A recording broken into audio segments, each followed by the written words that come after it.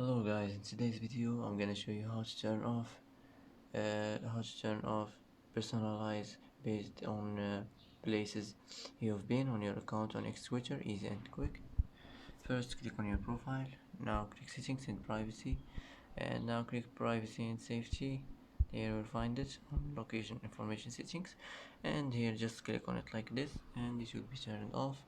And that's how to turn off personalize based on places you've been on your account on X Twitter, easy and quick.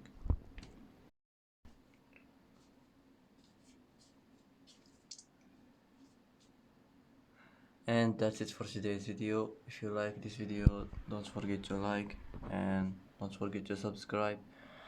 I hope this video is helpful for you, and thanks for watching till the end, and see you in the next video.